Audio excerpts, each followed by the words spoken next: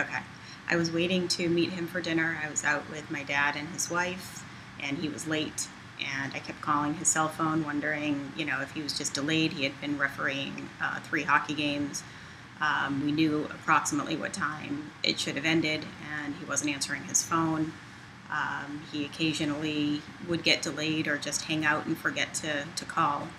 So I kept calling his cell phone, and probably the fourth or fifth call, someone else answered his cell phone and told me that he had been in an accident and he was on his way to the hospital, and I didn't believe them. I thought they were joking. I said, shut up, just put him on the phone. I know he's late and he's probably avoiding the call. Just put him on the phone. And they said, no, we're serious. And I said, oh, well, is he in an ambulance or a helicopter?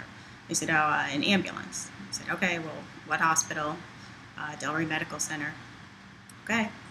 And we went. What did you find when you got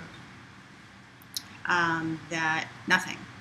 No information. No one would tell me anything. No one would let me back there. They just said he's there, and they're working on him. They kept saying he's in a trauma. No one can come out and update me. No one can tell me anything. And it felt like days, but apparently it was only about an hour to an hour and a half that I was waiting. Now you have a medical background yourself, right? Yes, I'm a physician assistant. And how long have you done that? About 11 years. How long have you been married? About 10 years. Just over 10 years. So tell me about the hour and what happens after that. After I was about to start really making a scene, because I didn't understand why no one would tell me anything, someone else came around and finally took me back to where he was. And it was at that point that I figured out that this was a serious accident, not just a small event like I had really assumed. What did you assume? I assumed it was, just a bump on the head.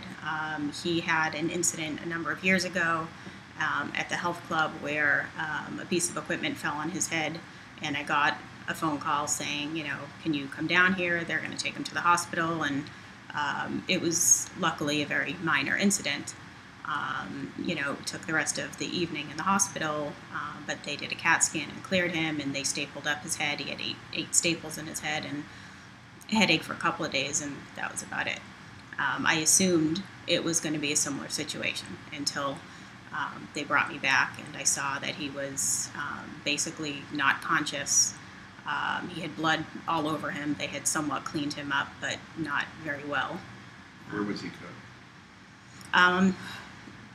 I couldn't actually see the cut, but I saw blood all around his face. What else did you see? He had, IV lines in him, and lots of doctors and nurses around him.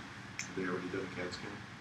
They had already done the CAT scan. They were starting to review with me the information they had obtained in the CAT scan and the damage that had occurred, and the fact that he had been combative when he woke up, and it took, I believe, 6 men to try to hold him down and a bunch of Ativan to calm him down. And that was when I realized why they couldn't come out and talk to me, because they literally could not spare an extra person to leave his scene.